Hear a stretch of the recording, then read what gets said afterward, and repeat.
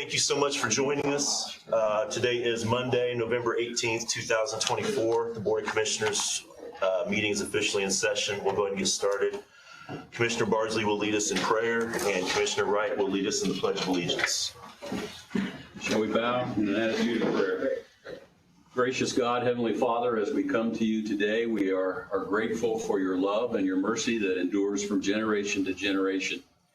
We thank you that you have helped this nation through this past week and changes that are going on in administrations. We pray for continued direction and peace. There are so many countries in the world that need that peace, and we pray that your hand will be upon them, directing and leading them. For us, as we're working today on behalf of the people of this great county, we ask for wisdom, direction, and vision for the future. We'll thank you for your graciousness. In Jesus' name I pray. Amen. Amen. I pledge allegiance to the flag of the United States of America and to the republic for which it stands, one nation, under God, indivisible, with liberty and justice for all.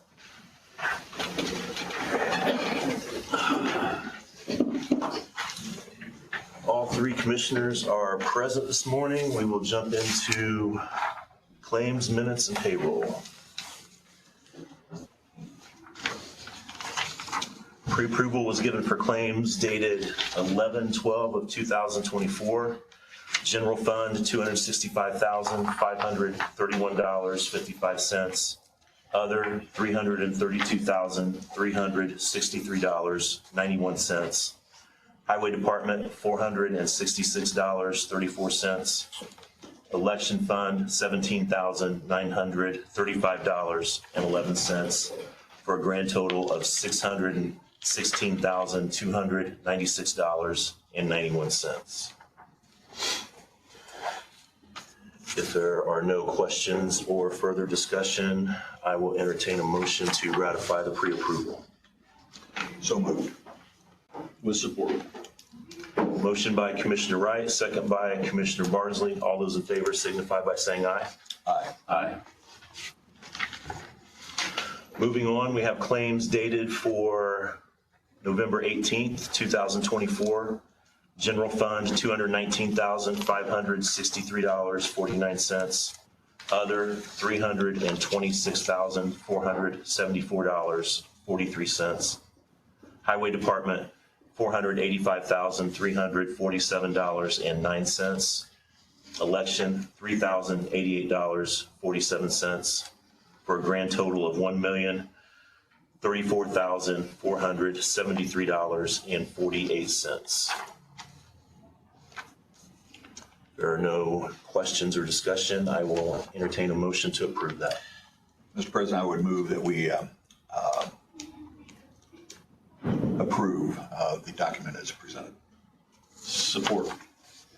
Motion by Commissioner Wright, second by Commissioner Bardsley. All those in favor signify by saying aye. Aye. Aye. We have a pre-approved claim dated for 11/4/2024 in the amount of $1,119.85. That was paid to Northwest Bank. I would entertain a motion to ratify that, please. Make a motion to ratify. I will second that. Motion by Commissioner Wright, second by Commissioner Bardsley. All those in favor signify by saying aye. Aye. Aye.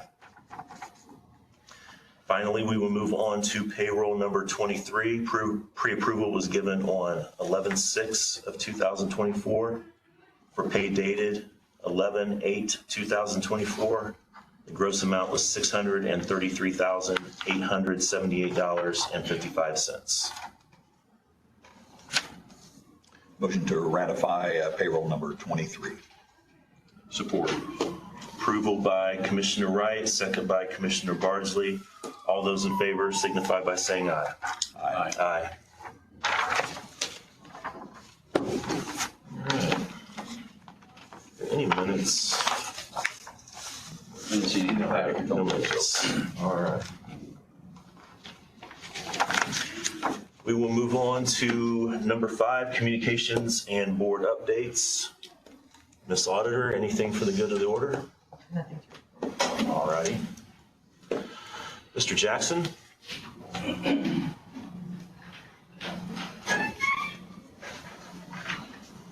Morning. Morning, sir. Morning. I spent a little time in the South last week or so. So it was really interesting to see, particularly from an EMA director standpoint, the cleanup and the debris management that was taking place. There is still a lot of damage. I was really caught off guard by just how bad it is. But our debris management plan will be seeing some revisions from what I learned down there and saw. I talked to a couple of contractors. Most of it is being done by private contractors. I did talk to some public officials as well. But that's huge. And we know from the tornadoes that we had last year that took us a couple months here in this county. It's going to take them probably a couple of years. Yeah. But how that was handled, they are very efficient in what they do. They get to do it a lot, unfortunately. But so it was eye-opening and somewhat educational, because that is a big deal for us, for any community to deal with debris management after an incident. So it was good to see. So glad to be back though. Looking forward to the snow coming. And with that, I will say we'll get with our response agencies here probably next week, and we'll start going through our winter preparation plans and prepare for that. So just update, make sure everybody's aware. We'll include the NDOT as well as County Highway and all our local response agencies. With that, I'd be happy to answer any questions you might have. So you've been working on vacation? A little bit. It's very interesting to me, so I didn't even consider it work, but it was certainly took away a lot of information that I think will help us. Yeah. We've dealt with that on a regional, some regional discussions with other counties in District 6. But until you can see it in action, it's pretty massive, and it was just. I'll show you some pictures. It is massive and very organized. For as big as it is, the organization part of that, and just the key to anything that we do. But hopefully, we would never have anything on that scale. But, yeah. Anything else? I don't think so. All right. Thank you very much. Thank you, sir. Councilman Middlesworth, you're in the audience. Anything you want to share with the group? Our next regular meeting's the 20th of this month at 6 o'clock. All right. Thank you, sir. IT report, Marcus.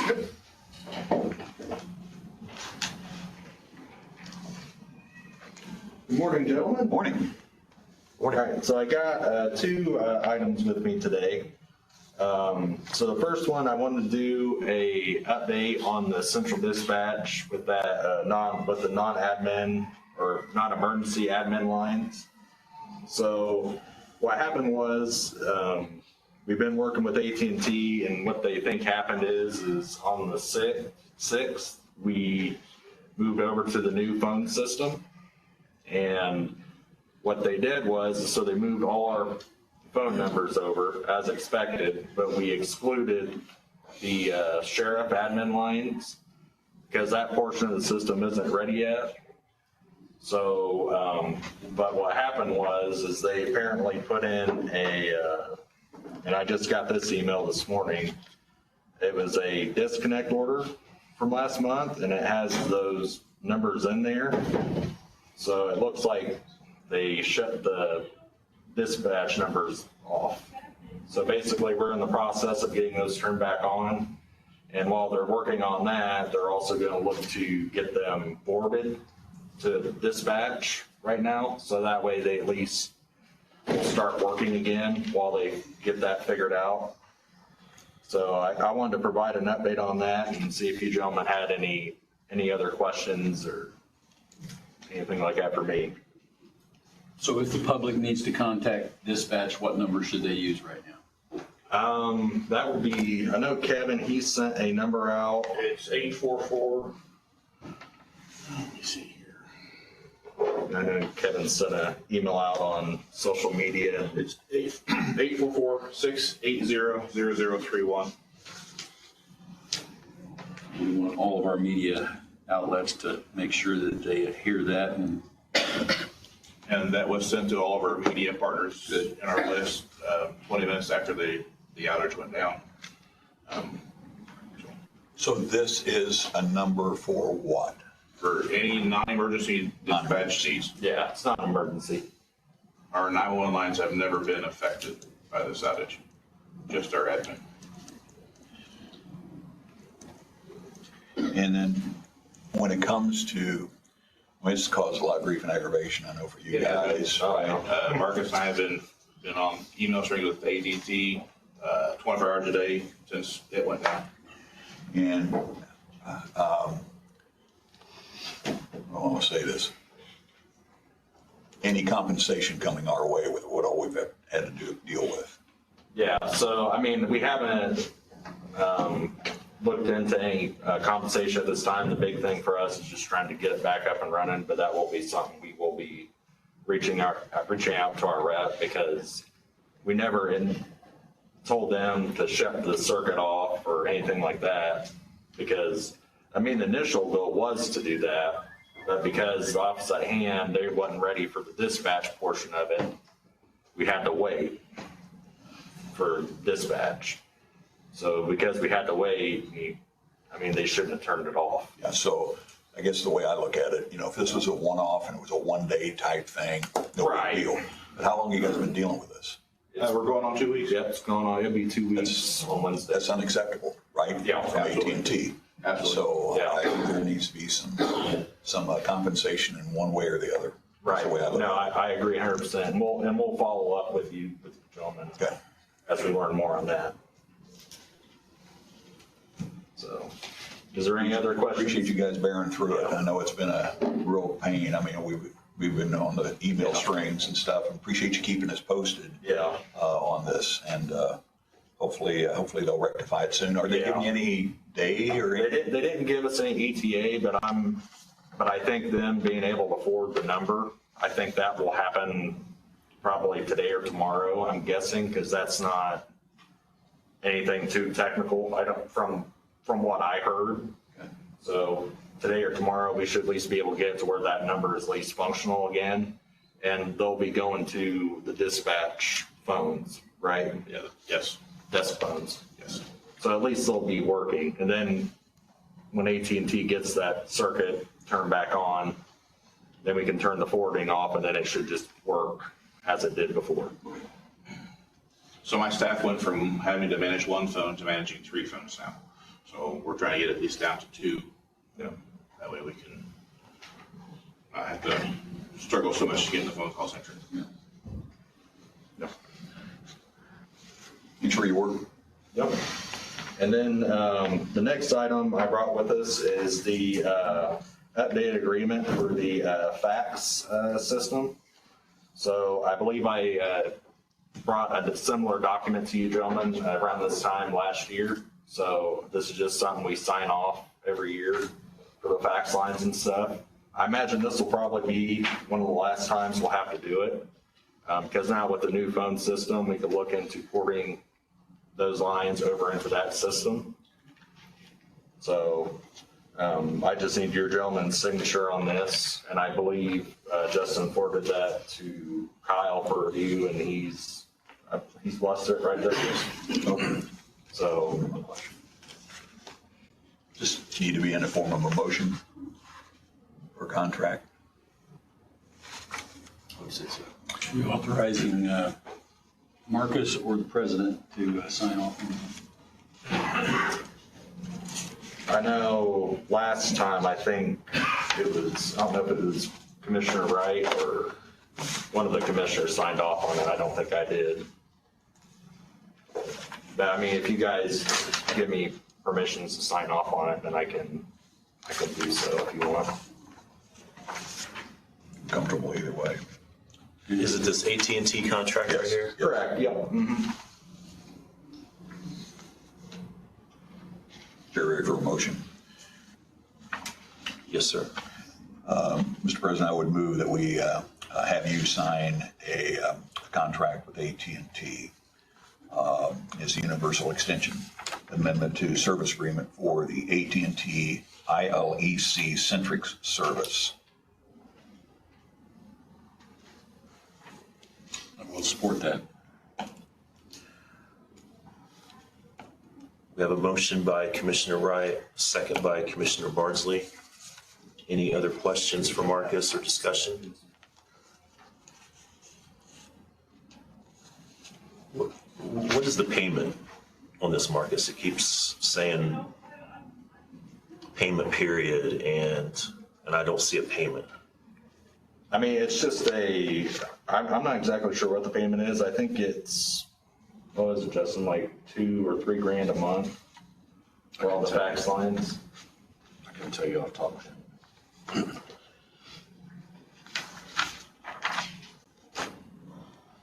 I figured this is the same thing we're paying now. Was there an increase? No, no, this is just an extension to keep us on that payment plan. But No reason.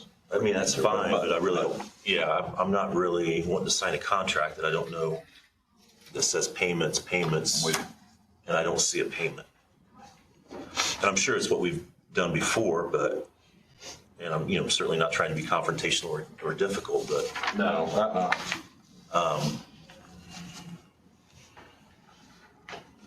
Would you like for me to amend that? If you could amend it, saying something like pending. Pending presentation of cost. Of what To we're our actually, A monthly expense. Monthly expense. I will put that in the motion. Okay. That the president needs to see what that is, the cost. okay, And review 24's numbers as well. okay, That way we can see that there was not an increase. okay, yeah. That kind of satisfies Yeah, that, they right? didn't tell me there was any increases or anything like that. This is just an extension, from last year. I'd just like to see some kind of, Sure. it could be this with like an amendment on it that's got the actual Sure, and number. you gentlemen just want me to email that to you and?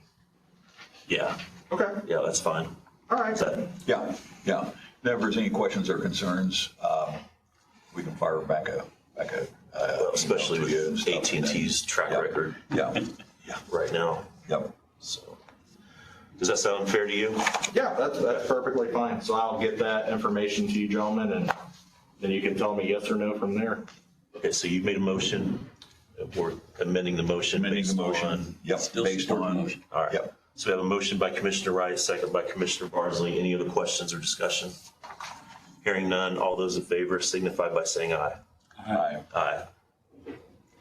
All right. Yeah, just get that to us as soon as you can. Yep, yes, sir. I'll email our rep and I'll have him get that information to you gentlemen. Okay. All right. Thanks, Yep, Marcus. Thank you. Highway Department.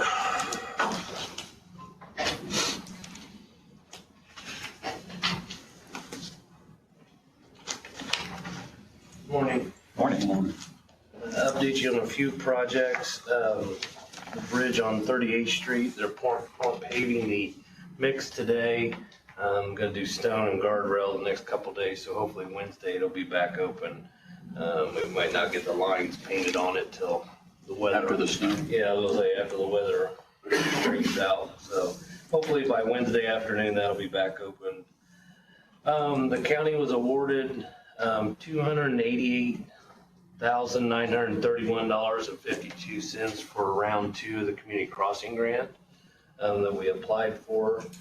And that's to pave roadways 500 north from State Road 13 to the West County line and 600 west from 11 to 1200 south. So we'll have to get that bid out and then get in contract with a company before 4 months is up for the state's approval. So be working on that.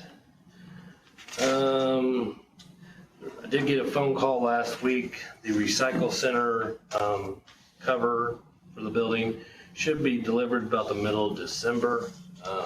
We've already talked to one of their spokesmen.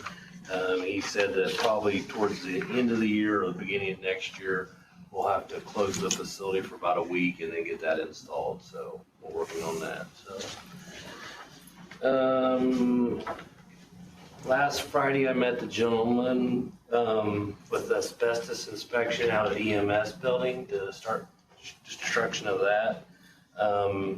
The testing was going to be around $1,200 to do the, they have to send samples in. I think he took about 20 samples to send in, and I should have the results back first this week. So I'll update you on that as we get along with that. So. Then I just wanted to make sure it was all right that I went to the commissioners conference the first week of December on that. So other than that, I don't know of anything else I have to bring up. So. While we're talking about the building and things, Mr. Middlesworth, do you have any plans for that building out there? Are you ready to take it down? Okay, perfect. We'll put that in motion, and then I believe you still have some things out there as the auditor. Yes. I think the treasurer also has some things out there. Can we get maybe the inmate work crew? Commissioner's office had stuff out there too.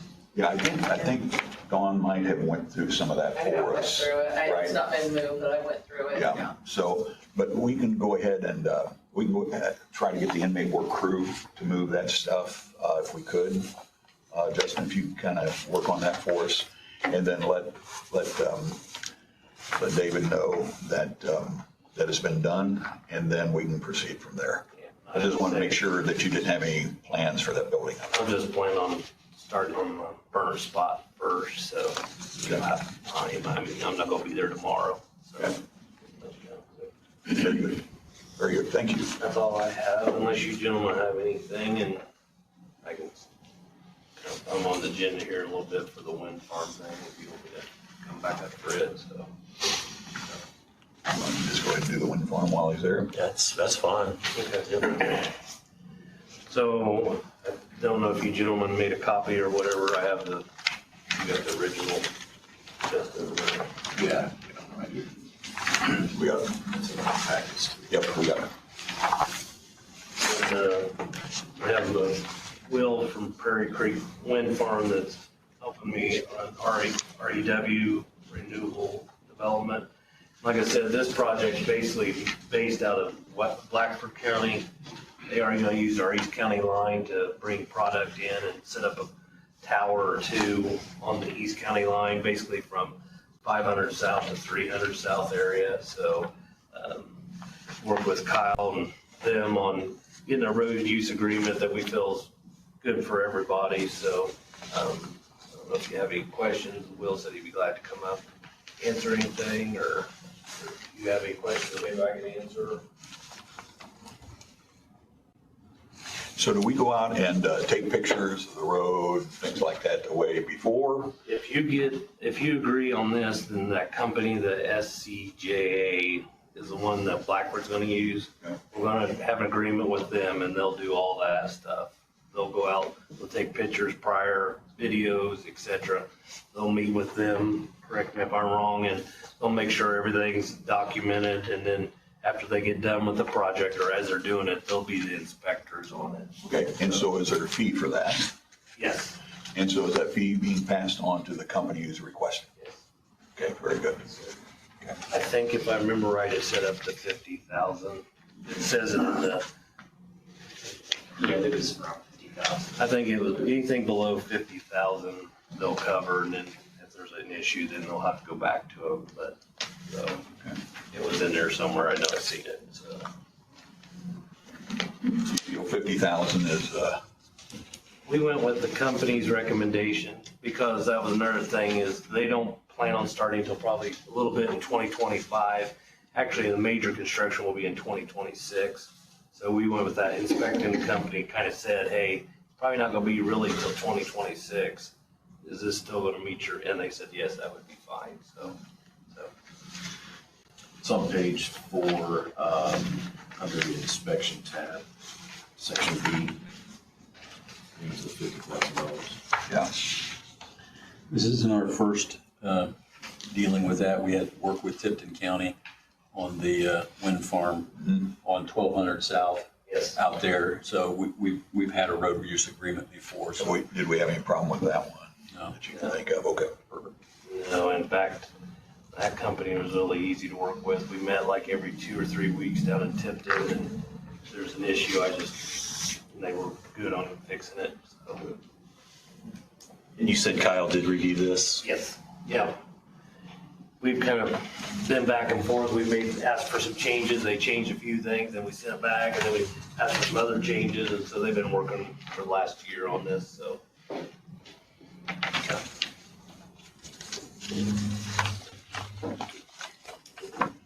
Any other questions for Mr. White?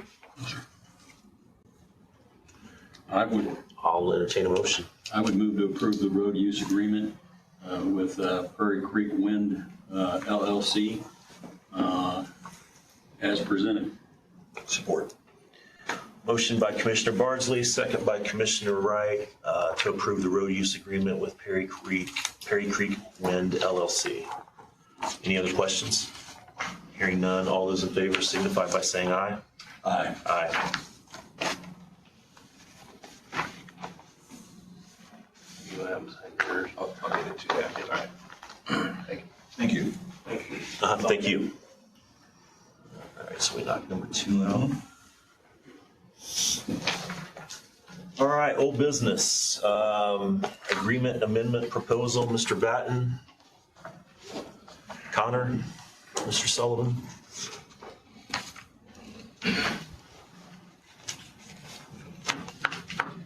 Mr. President, Commissioners, I was just talking to Mr. Battin about it, and I understand there might be an issue with the term compensation in the agreement. Since it is under the BOT, with it being a scoping agreement, it is a professional service agreement. So it might be, the language may be different from what you may see in a typical public works project where it talks about either payment or payment schedule or something along those lines.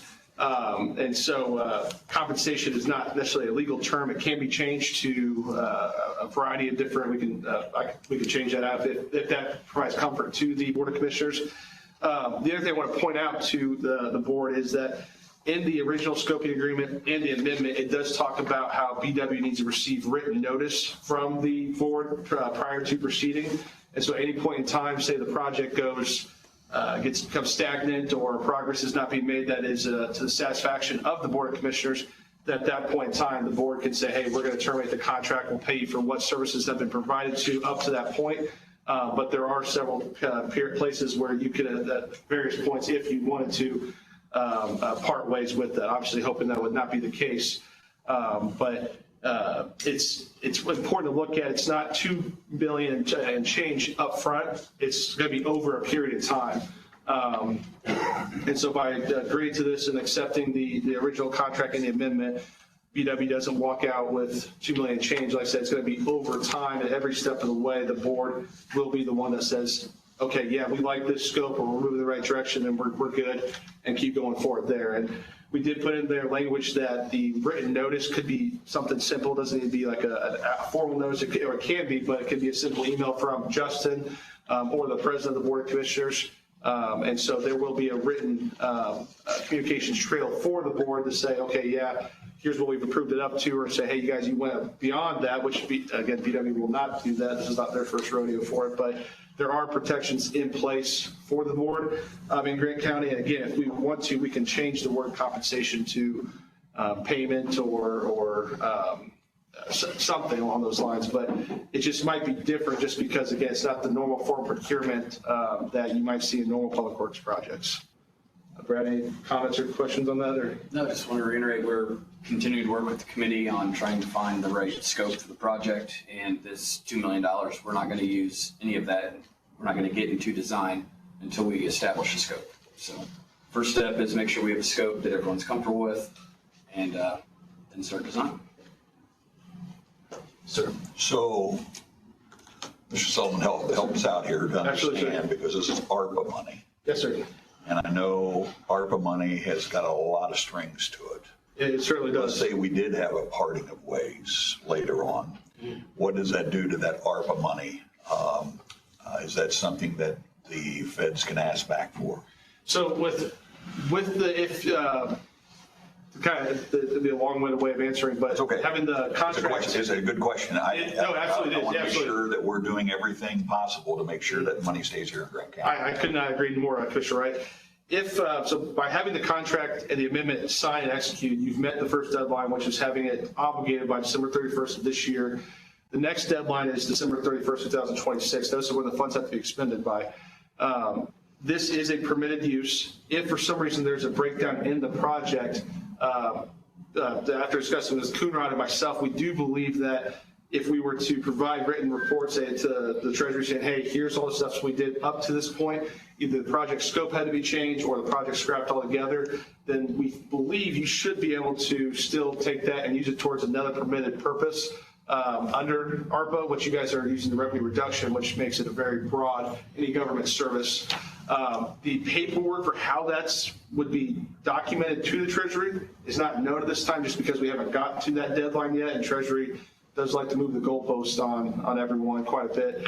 And with the new administration coming into Treasury could have different guidelines entirely from what they have under President Biden currently. But the idea would be, as long as it's documented, if there are issues and you want to pivot, Coonrod and I both believe that we would be able to call an audible at some point in time and use it for another purpose, whether that's, or even change vendors or whatever it is. But we are confident. We just don't know what it looks like exactly to this day yet, Commissioner. So the money,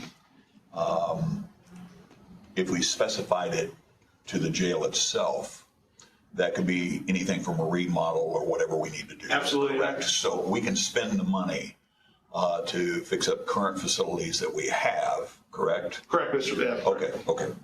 And we wrote, I think, if I remember correctly, the agreement was pretty broad. It talks about almost anything judicial center related for Grant County. So say it's something, say at one point in time, the committee and the board talked about doing a full and comprehensive review, saying where the problem where it stems from.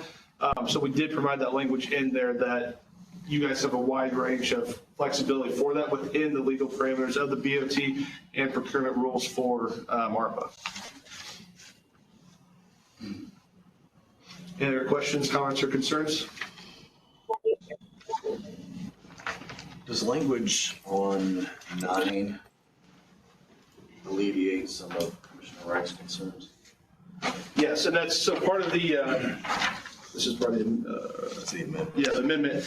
Commissioner Wright, on there, on page 2, it says the BOT developer shall only be compensated upon providing a product that satisfies the board for each phase of the project. So we kind of, there's a few ways to skin a cat. In this cat especially, we have, like I said, there's written notice requirements, and once you give the written notice, if it's a product that you're not satisfied with, at first section 9, you'd go say, that's not what we were intending this to be or whatnot. And at that point in time, we would be able to have recourse to fix that. But I do know that from the conversations with the committee and stuff, I can't imagine PW would stray too far from what the county is intending it to be.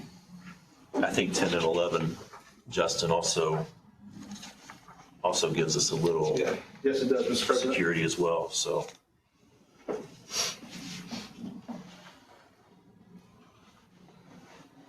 We definitely have some restrictions with the whole BOT process, and that's why we went that way. Correct. So that's a positive thing. I think that just for clarity's sake, we add something in there around 0.6 that $2,004,447, whatever it is, that it is set aside specifically for jail detention homework, and just make it nice and. I think, Mr. Bardsley, in the original amendment, the original agreement, the amendment only is amending the part for compensation and exhibit, or it's the statute scope. So the terms of the original agreement are still binding in effect, and in there it does talk about what the scope of the project is, and that's where I believe it talks about more than just the jail. It talks about a new jail, home renovations of current jail. I think maybe even some other judicial system type related matters, but that is still in effect from the first agreement. We made that so the amendment doesn't negate anything that's in the first agreement, just anything that's conflicting with it would be void at that point in time. But again, we drafted it narrowly to be specifically only amend the compensation and the actual scope of the services that the Grant County would be receiving from BW. Does it hurt for us to clarify that again, though? No, we can absolutely provide some kind of clarity for it. So we can approve the amendment today, Mr. Sullivan, with some kind of caveat that there'll be additional language. Absolutely. You can, and what I can do is I can take Commissioner Bardsley's concerns and we can put that in there and you guys can approve it subject to final legal approval. And once that's done, authorize Mr. President to sign on that on your behalf upon successful, like I said. I'll look at it, I'll draft it, we'll approve it, and make sure you three are good with that, and obviously make sure BW's good with that too, so they probably won't want to sign something they haven't seen before, but we can get that done, and then Commissioner Stewart, I think we could probably get that done and signed by you sometime this week. Okay. I'm good with that, if Yes. you gentlemen are. I think we're headed in the right direction. I will entertain a motion when one of you gentlemen are ready to approve the amendment. I would move to approve the amendment for professional services for Grant County Jail, amendment number 1, with that caveat that number 6 is massaged a little bit to, again, specify for jail and detention work. Once it is cleared by our attorney, giving the president permission to sign off on it on behalf of the Board of Commissioners. Support. Motion by Commissioner Bardsley, second by Commissioner Wright to approve the amendment with some language massaging.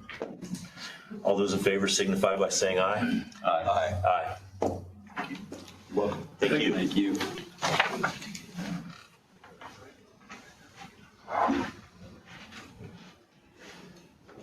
So now that we have that approved, Justin, keep me honest here, now that we have that approved, we need to add that, we just need to officially add that to the spending plan. That's correct. Is that correct? Yes. Mr. Middlesworth, did you have anything regarding that for Mr. Sullivan, since you're going to be kind of involved? Not anything. Okay. We've already included the 50,000 scoping fee, correct? That's already attached to the spending program. I Yes. believe we just have to add the 2 million. Yeah.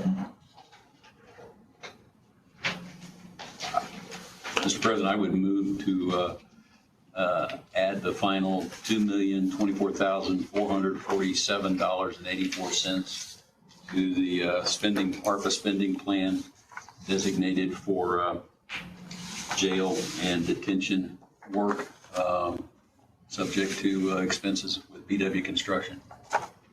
Support. Motion by Commissioner Bardsley, second by Commissioner Wright, to add the $2,024,447.84 to the ARPA spending plan. Any other questions or discussion? Hearing none, all those in favor signify by saying aye. Aye. Aye. It is done. Well, that's the first and last time I'll ever spend $12 million. Me too.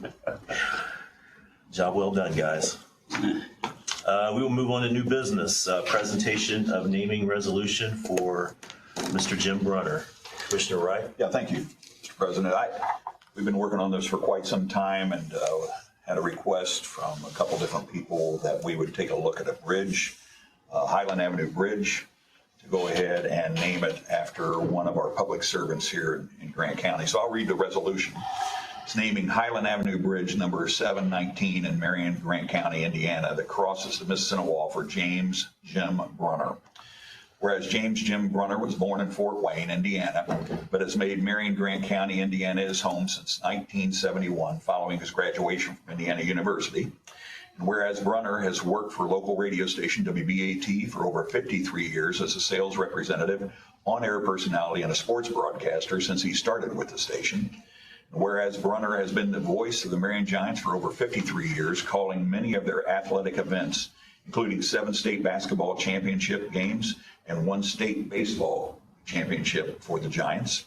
And whereas Brunner also broadcasts basketball and football for Indiana Wesleyan University, again, as a lead broadcaster for national championships in basketball for IWU.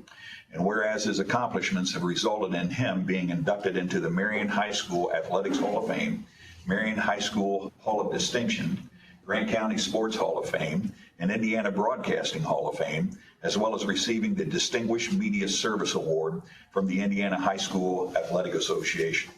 Whereas he served many terms on each of the Marion School Boards and Trustees and the Marion City Council, and whereas Brunner has served on many not-for-profit boards and championed many good causes for Grant County, and whereas Grant County seeks to honor individuals who have contributed to benefit Grant County for the good of all, and whereas the Grant County appreciates the contributions of Brunner and believes specific recognition should be granted, therefore be it resolved that the Board of Commissioners of Grant County, Indiana, that the Highland Avenue Bridge, number 719 in Marion, Grant County, Indiana, that crosses the Mississinawa River to be named Jim Brunner Bridge in his honor, and that the appropriate signage be placed at the bridge, all of which is approved by the Board of Commissioners of Grant County, Indiana, this day of November 24.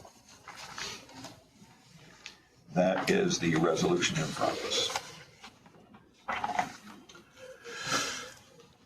Very well deserved for Mr. Brunner for everything that he's done over the years for this community and for this county. And that sign is very well done as well. I like that. Appreciate Mr. White taking care of that. And we'll have two of those, one on each side of the bridge. And we'll be making a formal presentation to Mr. Brunner at one of the upcoming Marion High School ball games. We're still trying to, figure out what day that would be. Okay. Working out with the athletic director. What resolution number? Resolution number 11.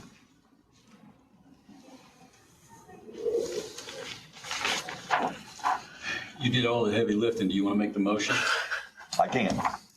Mr. President, I would move that we pass resolution number 11, 2024, naming the Highland Avenue Bridge number 719 in Marion after Jim Brunner. Support. we have a motion by Commissioner Wright, second by Commissioner Bardsley. Well done, Mr. Wright, for all your work on this.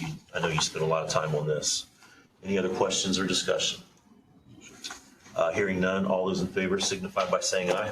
Aye. Aye. It is approved. Yeah, good.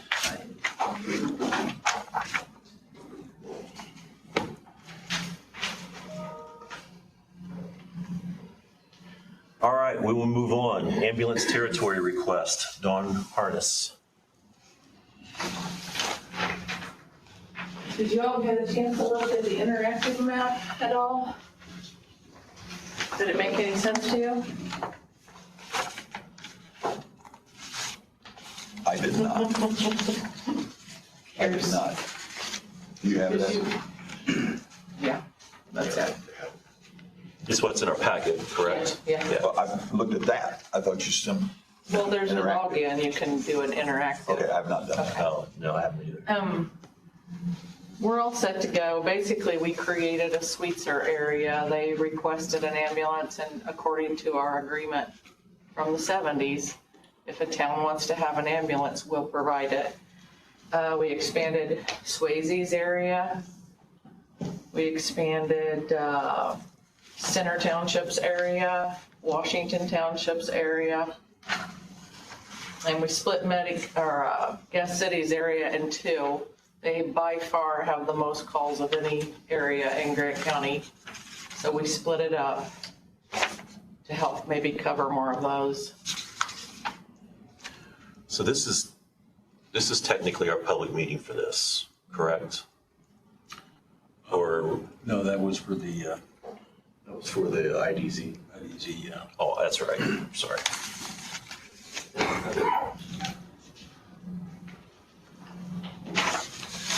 So I'll speak up.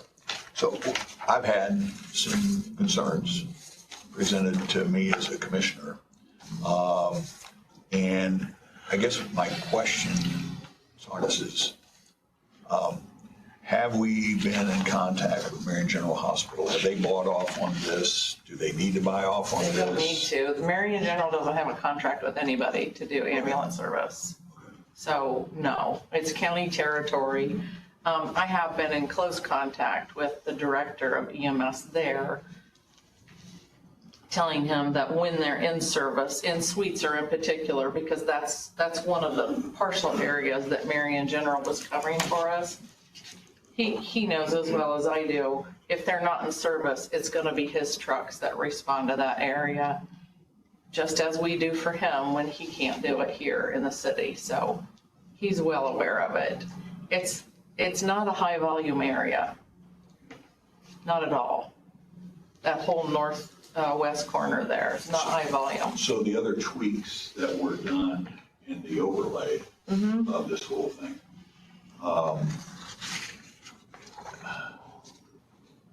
again, when you're not in the business like you are every day and dealing with it every day, it's hard to understand where we're at with that. I just want to make sure we're doing the right thing.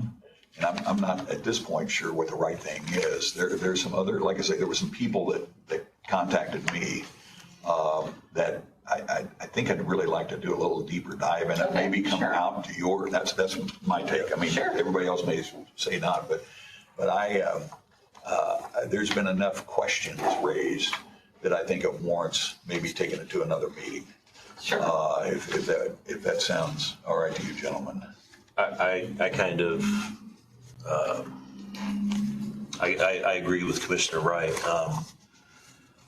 I'm not necessarily opposed to this, but like Commissioner Wright, I've had several people reach out to me that, I've had a couple people that are not in favor of it, but then I've also had some people that reach out to me and tell me that they just feel like we need to take some more time. We need to kind of do a little bit more study. I know we don't have to report to Marion General Hospital or whatever it's called now.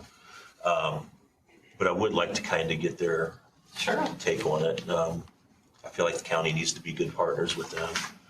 So I'm not necessarily opposed to this. I just feel like there's a couple other people there's some people I want to talk to. I want to get some buy-in as to why maybe they might be opposed to this. And then I do feel like we need to talk to the hospital, or at least maybe at least invite them to our next meeting to discuss this. No problems on that.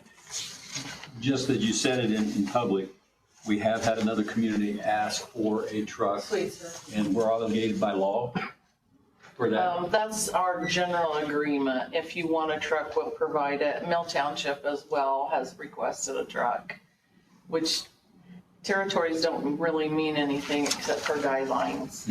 So you set them up, but it doesn't mean you have to stop at your territory line. So they're guidelines for everyone. When Sweetser asked for one and Mill, it brought up the idea that there was a lot of county areas that we weren't covering. For my time here, that's why we changed the other territories. The Center Township enveloped some of the county area that we hadn't been covering. Swayze, we expanded to the east because, again, there was areas we weren't covering. We just wanted to cover it all and say those are our responsibility.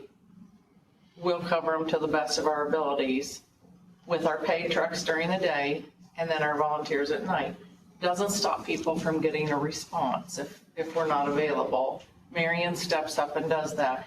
The same as we go into Marion when they can't do it. And that happens a lot. It happens all the time. Right, and it's mutual aid. I don't want anybody listening or in the audience to think that we aren't providing a service to the county. No.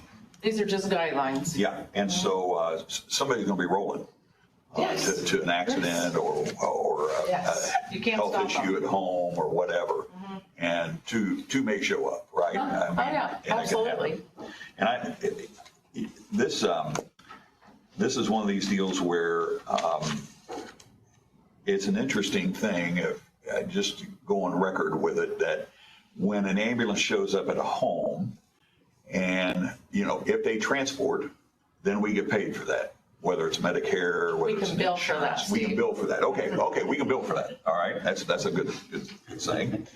Doesn't necessarily mean that we actually do Correct. receive the money, yes, but we bill for it. Correct. Where if they refuse, we don't get a dime, Correct. correct? And neither does Marion General Hospital if they refuse. Now, I think, I can't speak for them, but I know at one time they were charging, or they considered charging for scene treatment. I don't know if they're doing that or if that was a consideration. And you can, and insurance doesn't cover stuff like that. So Right. you're basing it on what the individual will pay. So it's tricky. There's a whole new push to do a mobile integrated health, which basically, if you boil it down, it's house calls.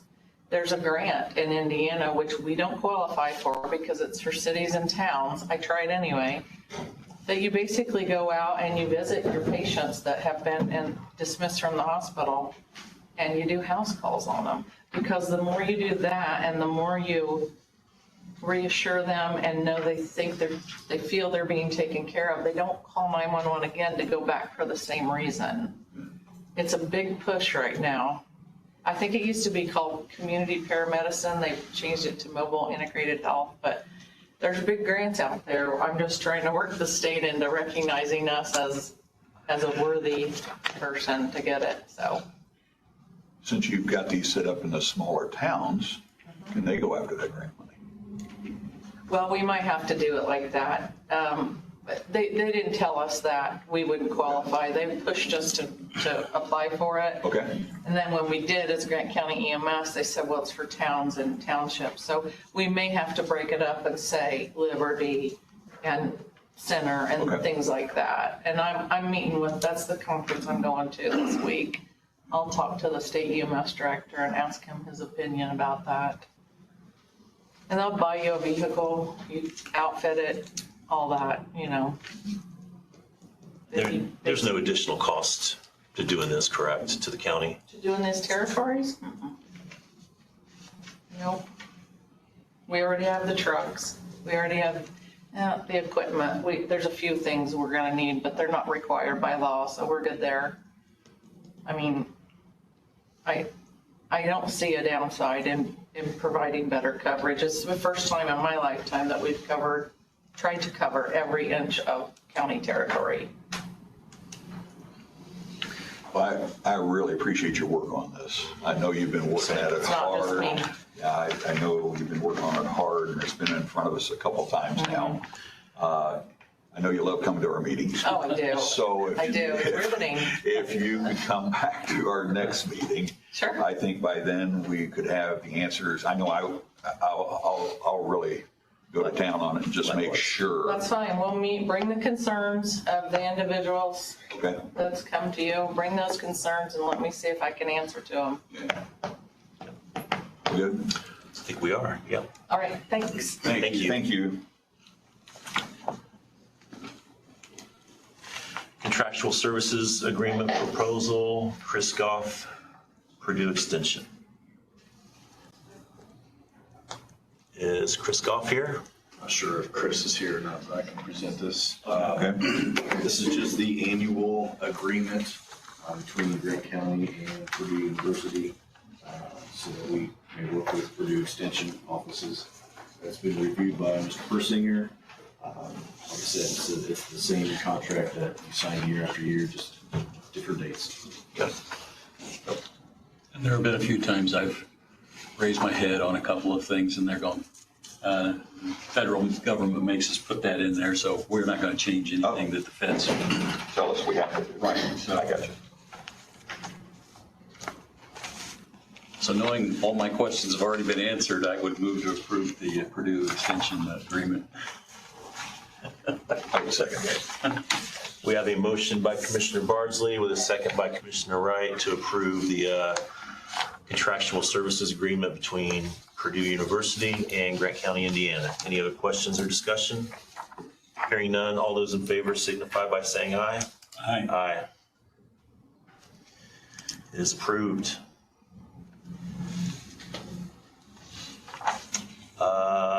IDZ proposal, Fred Wright, Mainstream. Price. I'm sorry, Fred Price. Morning. Morning. Last month, the commissioners approved a letter of support for our company to install 166 miles of fiber throughout the county.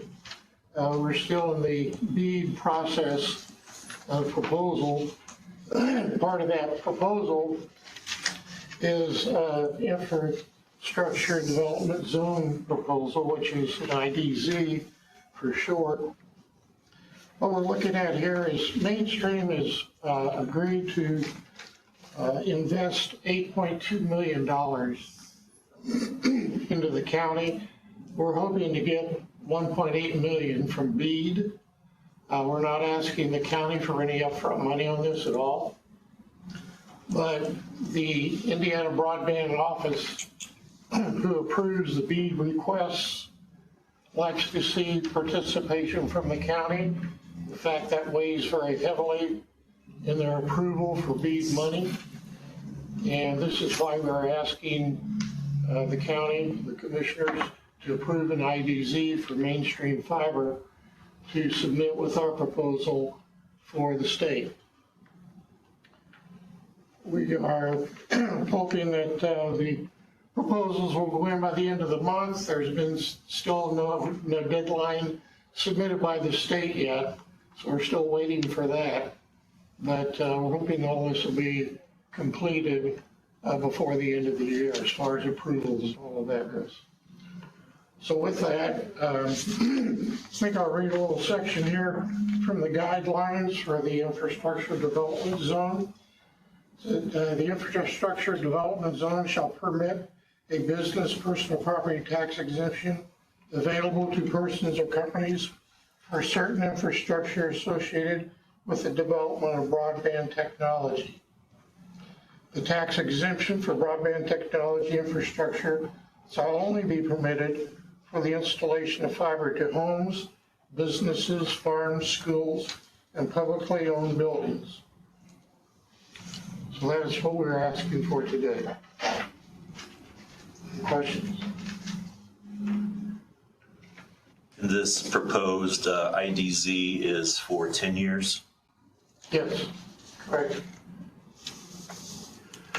So I do have a question that's been kind of bothering me, because we met in the office about this a few weeks ago,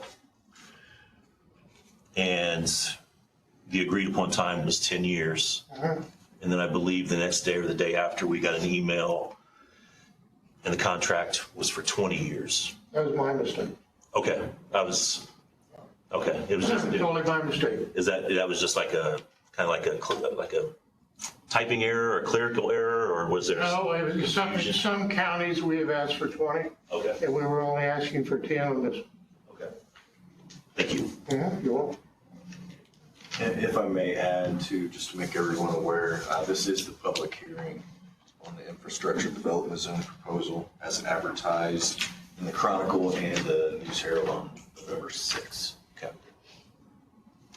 So we will, since this is the public hearing for this, we will entertain anybody would like to speak regarding this ordinance for the infrastructure development zone. Feel free to come up to the podium. Councilman Middlesworth. Shane Middlesworth, Grant County Council President. I'm just reading this today, obviously. I did look at Morgan County. Just 10 years seems like a long time. Whenever the council's been doing, looking at any abatements, typically we've been recommended 5 years. So I'd like to see it change to maybe 5 years. But do we know what the impact is as far as, revenue coming in or not coming in, or what is the impact? And then obviously, they're going to go after the BEAD grant monies, which is great. Are we going to require them to do the direct open bury? I know we went through some issues with hanging lines that are low, for agricultural easements, getting into their fields or whatever. So I guess if I think the ordinance is fine. I would just change it to the 10 years. And then I would make sure that we're planning on doing like a direct open bury of some type, or making sure that we're doing the minimums of 18 feet on hanging them on the poles. So, Mr. Middlesworth, I've been involved with this one for about 6 months, and that was a concern. We've talked about the burial. We've talked about burying, and the 18-foot, and that's what they're going to abide by. 18 feet for farmers for their fields and things like that. That's what they're going to abide by. I know there's a lot of farmers out there saying, don't trench because you're going to mess up with my drains and everything else, right? So to make it affordable for them to do everything underground, it's just not there. I mean, it's just not there. And when it comes to the 10 years, if we don't do something, this is the way I always looked at abatement. If we don't do something, we're not going to have anything. There's no tax revenue to tax. These guys are coming in at no cost to the county, because when some of the companies first came into me, and we were doing the research and study on it and things like that, they were wanting $2 or $3 million of our ARPA money. And here they're coming in asking for no money. This is the only company that we worked with that did the whole county. Everybody else was cherry picking the areas. They were picking the areas that had the most population, because that's where they knew they were going to make the money. They're going down roads that's only got 2 or 3 homes on the whole mile long. So I think to get where we need to, that's my take, that if they don't come, we're not going to be able to tax anything anyway. So the 10-year, for us not to pay out a dime to bring broadband to the whole community, I think that's an investment that we make as a county. That's my take. And there was a Purdue study that was made last year that showed for every dollar a county invests in infrastructure for broadband, $4 in return comes back. So that'll be your payout. Yeah, I know there's been a lot of broadband happening in the county already. There is. And so, when we done this broadband study years ago, we wasn't, didn't have broadband utilized, right? Mm-hmm. So at what point do you do another study to see where we really need broadband? I mean, right now, there's a lot of fiber already just within the last couple of years. But our last presentation, we showed the areas of the county that was not being serviced. In fact, right now you have 1,300 underserved or unserved areas. With our installation, we'll have 6,400 people that will be available. You have a study that's made available to the public? Yes, no, we've presented it already today. Yes, there is a study for that, yes. Yeah, we saw a pretty comprehensive map, and it covers pretty much the whole county. Actually, the study was done by a government agency in Washington. Okay. So it's the You've answered my question. Yeah, it's the unserved and the underserved that we're really trying to hit. And again, they were the company who came in and said, hey, we'll do the whole county. And they were the only one. Thank you, Mr. Mills. Yeah, good questions. Thank you. Again, with our underwriting study, 10 years, what we're going to be needing as far as. I think I asked you, and I think you said that you really don't do less than 10 years. I thought I heard that for. No. Yeah, I thought I saw that. That's part of our underwriting study. Okay. Mr. Jackson? So I have a question about technicians, where they're at locally. So here's some of the issues we have with other utilities in the county, particularly, I'll name them, AT&T and Spectrum. Sometimes we have a line across the road and we have to shut down a road for hours. They are horrible about responding out and addressing that. I&M gets their crew, and sometimes they will address that, sometimes they won't. So here's another utility that we potentially have crossing our roads, shutting down our intersections when things happen. So I have a question. Love the concept. I don't have any issues with any of that, but there again, availability of technicians, what's normal response time for you? Well, it depends on what the issue is, but we do have technicians the installers would be in the area. And prior to that, we work with the highway department and the local utility companies for the installation. they sign off on everything before we do any installation. Our response time is very high. There's an actual study that was done that looked into Apple, AT&T, Comcast, and others. Our rating came back at 72%. The next one closest to us was Apple at 54%. We had nothing to do with that study at all. Just a concern that we have. I think you'll find our response time very short. Because if not, I've got an axe. Try not to do that. Wire cutters. Is there anybody else from the public that would like to speak or have any questions? So what time frame are we looking at in starting, and when do you think it would be finished? It's a good question. I don't have a crystal ball because we've heard nothing from the state. Judging what we've heard so far, I would say probably second quarter of next year would be realistic. Start date. Start date. We would start sooner if we could. Right. But padding time and decisions from the state, actually receiving BEAD money for if we receive it, I'd say probably second quarter of next year. And then how long will it take you to do the build, ballpark?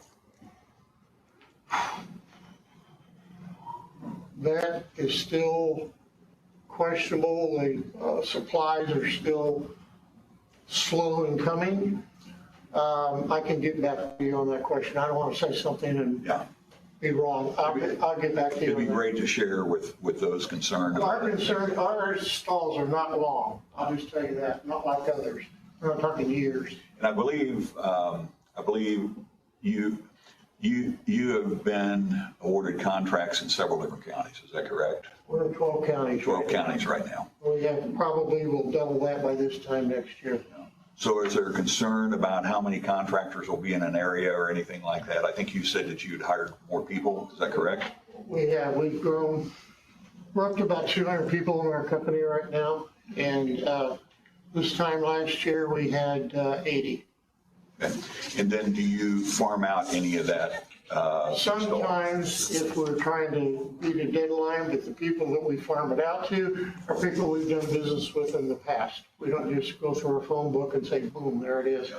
The people that we do have business with in the past. And then also on the poles, they're going to be attaching to some I&M poles or maybe AT&T poles or whatever. You've got a contract with them that you can go ahead and install to make sure you have that 18-foot clearance, correct? We do. And if you can't get the 18-foot, I think you pay for the pole. Is that correct? Well, if we need poles and the pole can't accept our install, we will install our own poles. Okay. We've installed hundreds of poles in counties before, so we're not opposed to that. Whatever it's going to take. So would that be additional poles? Or could be. Mm-hmm. I think we've had that question answered, but just again, to have it clear, this whole proposition is a go, no go based on the BEAD. It's, that would be putting in close to $2 million in the project, BEAD would. And we're investing $8.2 million.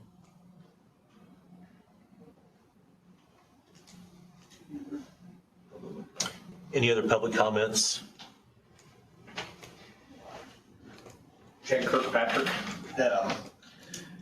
With the 18 feet, is this something that would be in writing? I know with other broadband things, we've dealt with this, and if it was in writing, I would feel more comfortable about it, just for the clearances for our farm equipment stuff. Well, actually, what you can do is have your utility or highway request that from us. They can put it in writing and make us do it. Just make an ordinance for the highway department and say, just like we did for chaining in on some utilities around the drains, we make an ordinance. Problem is because we don't own the poles. That's the situation we ran into the last time was, even though I go out there and say it's all right to put it on that pole, it's up to AEP to tell them where they can put it on their pole. And that's the problem we had when we got out there with all the farmers out on the west side was that, you know, I go out there and look at it, it looks all right to me. But the thing is, AEP tells them how low they gotta put that line from their power lines. That's the main issue. And, you know, 18 foot, we're talking 18 foot between the poles where the lowest part is, not at the pole. I mean, they can pretty much always hit the 18 foot at the pole, but it's where it droops down and it's only 15 feet, then they got the problem. So that's what I said is me going out there saying, looks all right to me, and then next thing you know, 18 or AEP says, no, you're not. You just need it in certain areas, right, on your property? You don't need the entire 18 feet. Well, when we harvest though, we use most of the roadside to load grain out of the field. Okay, we've done both. Yeah, we've done both. We haven't had that problem in the past. Yeah. Mr. Price, this has been a problem in our area. We've got a lot of feedback from a lot of farmers out there. They got big equipment. And so that is an issue. And I wonder if somehow we could go ahead and as Mr. Patrick asked for, is to actually put it in this ordinance, to put in there. In your agreement. And it would be 18 feet minimum, even mid-span. I think that's what we would all agree with. Is that correct? Yeah. I appreciate your work. I'm president of our county farm bureau, and we spent a lot of time down at the State House trying to get funds to do this type of stuff. So we appreciate you. We have a good ag program too, that we're working with Purdue on right now. So we need everything. Good. Good. Thank you. I think this company brings a lot to the table that we just haven't had and things like that. I just mentioned we're working with Purdue University on an ag program right now for fiber. Yeah. And it's going quite well. About ready to open it up. Probably next year we'll be able to open that application up.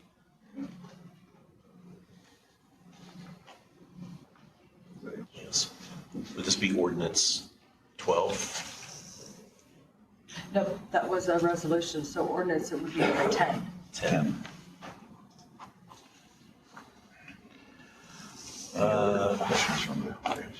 Last call for questions from the audience. Hearing and seeing none. I think I'd be more than happy to make a motion on this and just kind of talk this through. So I would make a motion that we pass ordinance number 10-2024 with a caveat of putting in there 18 feet minimum mid-span of any pole-to-pole installation. And we'll have either our attorney or your attorney put that in the ordinance, and then once we receive that, and if it's in there, then the president could sign off on it. I'll have Mr. Persinger add it. Okay. That would be. Is that okay, Mr. Price? Yes, sir.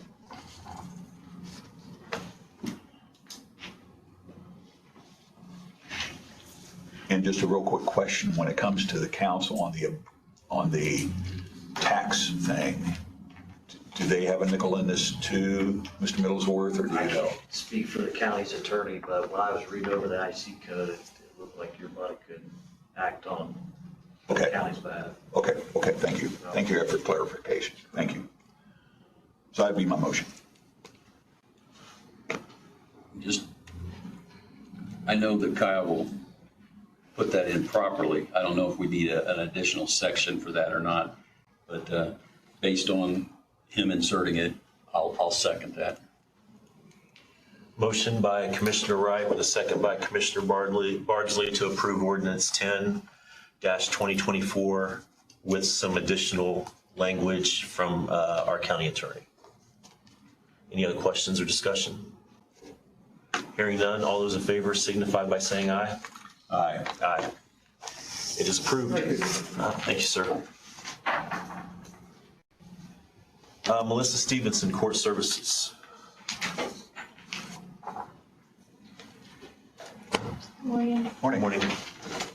So I have a couple of grants to review with you this morning. The first one is the pretrial grant. So if you remember back in the spring, the pretrial grant was open.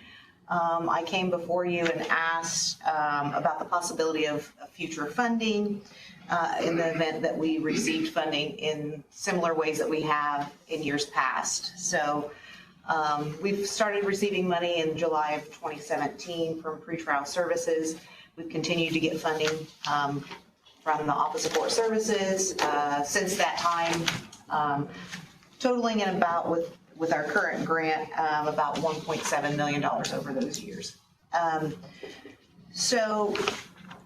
Specifically, when I talked to you in the spring about the funding, was the anticipated funding where they take 30% of each individual position and they capped it for benefits. And so the agreement at that time was if there was a deficit that it would come out of the commissioner's budget for their benefits.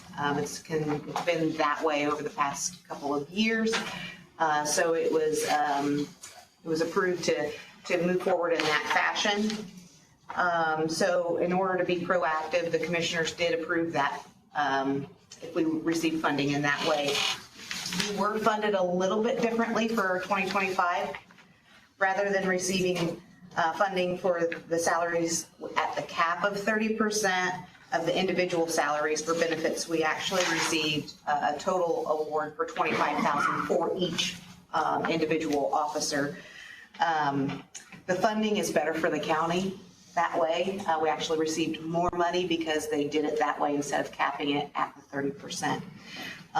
So it reduces the total deficit for the remaining benefits to $16,524. So kind of put that in perspective of what it was this current year. Per employee or total? Very good, wow. Which is down from the projected $51,167 for our current cycle. So we actually ended up getting funded in a more favorable way this year, or for 2025. The total grant award is $276,760, which includes the salaries for 3 full-time probation officers that work specifically with pretrial services, $25,000 towards benefits for each individual officer, and then the stipend for the coordinator for that role as well. Then we have some funding for training, funding for public defenders to be compensated for the meaningful first appearances. So that's the total kind of snapshot of pretrial grant. I'm bringing it before you to make sure we're still in the same agreement that the commissioners would pick up the deficit for the remaining benefits. So you got more money? We got more money than we thought we would, yes. And do you see a deficit? The deficit is the $16,524. So we would be funding almost, what, $30,000 less? Than what we have in the past. That's a plus. Yeah, no brainer there, right? And we need to accept that for your budget cycle? You would have to approve to cover that deficit, so then I can take it to the council Wednesday night.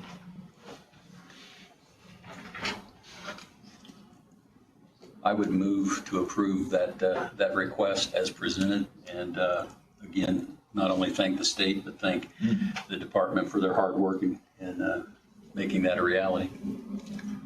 I would gladly second that. Motion by Commissioner Bardsley, second by Commissioner Wright. Any other questions? Hearing none, all those in favor signify by saying aye. Aye. Aye. Thank you. I have 2 other grants to make you aware of. The first one is the grant that works with our mental health court.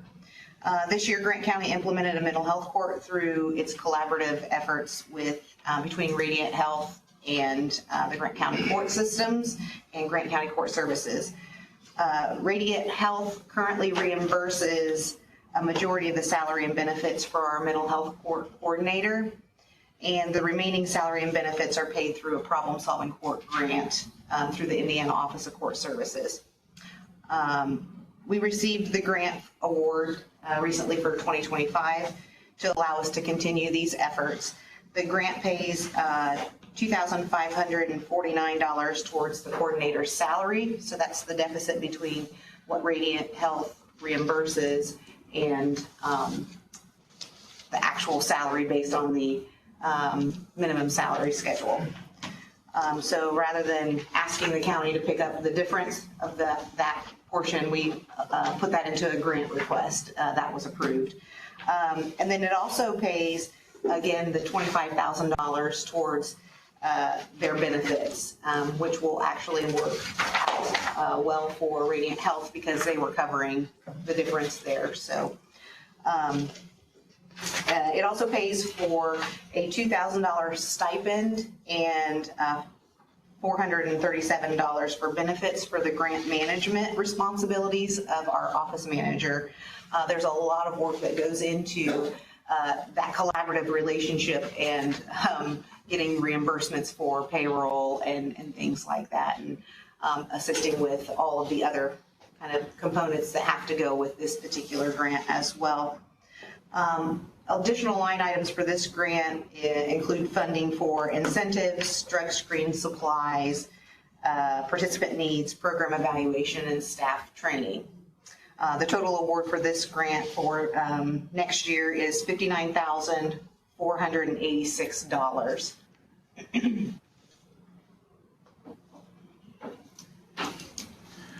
And technically, we're, as the commissioners, authorizing you to get that grant. So I came back in the spring when all these open. I usually give you the annual kind of, here's all the grants that we have for the current year. And then the commissioners generally just say it's okay to continue to apply for those grants because they're open at different times. And so we just have permission to continue to keep doing that. So we're already in process. We've already received it. Yeah. So the funding will get here soon, if not already. It's already an established fund, so Angie would have all of that set. So I know that there isn't really an action, it's more of a collaboration, just communicating this is where we're at with it. In the spring, when I bring those up, there's never been a hesitation of continuing to pursue additional funding. So these are already established grants that you've already heard about before. We're just letting you know that we got it again. Perfect, good. And then the last one is for Veterans Court. So these are the grants that we're bringing to you today have to do with personnel. That's why you're hearing about them. Some of the other ones don't have to do with personnel, so these do.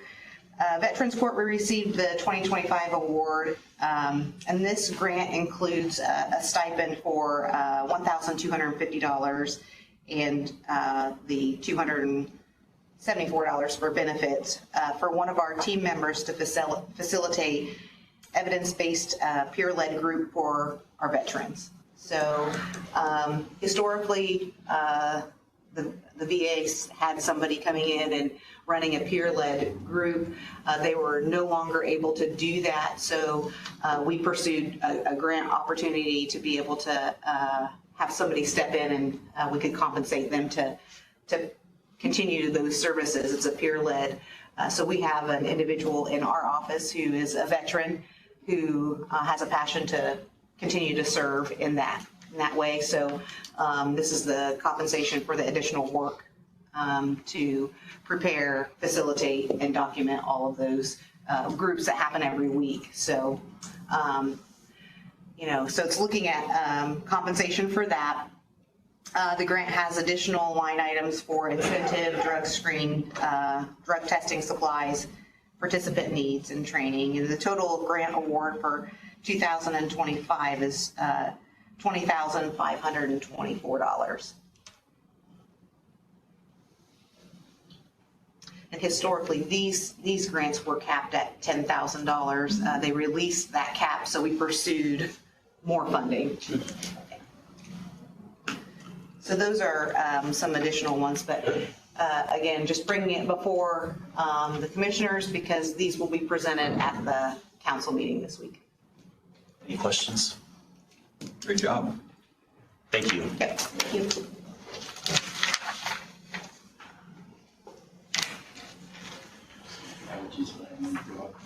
Doctor's appointment I have to go to. We will move on to public comment. Commissioner Bardsley has to leave for an appointment.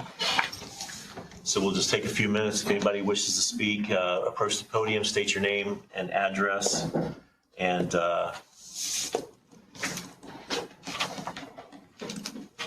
us what you want to talk about.